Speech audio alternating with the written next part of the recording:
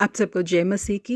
इस सुबह के समय हम एक वचन अध्ययन करेंगे जो भजन संगीता के 34वें अध्याय के 10वें वचन से है। जवान सिंहों को तो घटी होती और वे भूखे भी रह जाते हैं, परंतु यहोवा के खोजियों को किसी भली वस्तु की घटी ना होगी। स्कॉटलैंड देश के पहाड़ों पर कई सालों से भेड़ चराने का अनुभव रखने वाले एक व्यक्ति अपने मित्र से पूछने लगे, क्या तुमने कभी किसी भेड़ को घास पर लेटकर चरते हुए देखा है? जिसके लिए उनके मित्र ने जवाब दिया कि नहीं, तो मैंने कभी भी किसी भेड़ को लेटकर घास चरते हुए नहीं देखा। जी हाँ, इस दृश्य को किसी भी व्यक्ति ने नहीं देखा होगा कि एक भेड़ लेटकर घास चर रहा हो। जो घास एक भेड़ को बेहद पसंद है, भले ही उसके लेटे समय उसके मुंह के बहुत ही करीब होता है, लेकिन उस समय वो उसे चरना पसंद नहीं करता। थोड़ी देर पहले जिस घास को ढूंढते हुए वो फिर रही थी, जिन पत्तों को वो उछल उछल कर खाने की कोशिश कर रही थी, अब भले ही उसके नजदीक है, लेकिन उसके ऊपर वो उछलती है और लेटती है, लेकिन उसे खाती नहीं है। जिसका कारण ये है कि जब भेड़ चरती है तो वो पेट भरकर खा लेती है, इसीलिए वो घास उसके मुंह के नजदीक होने के बावजूद उसे वो खाने की कोशिश नहीं करती, क्योंकि वो तृप्त होकर लेटी होती है।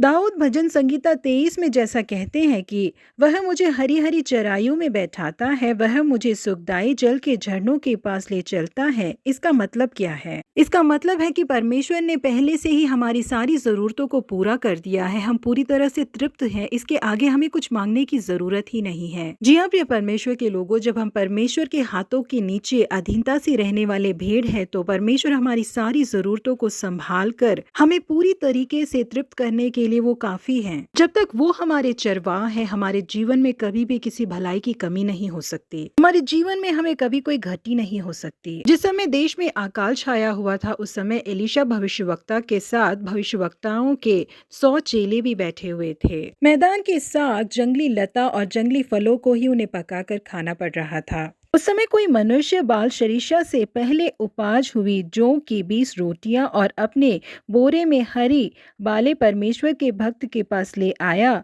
तो एलीशा ने अपने नौकर से कहा, उन लोगों को खाने के लिए दे। जिसके लिए उस नौकर ने कहा, क्या मैं 100 मनुष्यों के सामने इतना ही रख दूं? उसने कहा, लोगों को दे दे कि खाए, क्योंकि यहोवा यूं कहता है, उनके खाने के बाद कुछ बच भी जाएगा। तब उसने उनके आगे रख दिया और यहोवा के वचन के अनुसार उनके खाने के बाद कुछ बच भी गया। जी हाँ प्रिय परमेश्वर के लोगों, जब अच्छे चरवाहे यीशु मसीह हमें सुरक्षित रखकर सही राह पर चलाएंगे, तो हमारे जीवन में भले ही कमियां क्यों ना आए, वो उसे भरपूरी में बदल देंगे। वो हमें तृप्त करते हैं। आज के दुनिया में कई अमीर लोग हैं जिनके पास बहुत सारी संपत्ति और दौलत है, लेकिन वो तृप्त नहीं होते। लेकिन जिन लोगों ने यीशु मसीह को अपने जीवन में ग्रहण किया है, उनके जीवन में भले ही कमी क्यों ना आए, परमेश्वर उन सारी कमियों को संभाल कर उन्हें तृप्त करके रखते हैं। इसलिए ये दुनिया की चीजें जो हमें तृप्त नहीं कर सकती, उसके पीछे दौड़े बिना हमारे चरवाहे यीशु मसीह के अधीन होकर हम रहें, तब हमारे जीवन में कोई घटी नहीं होगी। प्रभु आप सबों को आशीषित करे। Have a blessed day.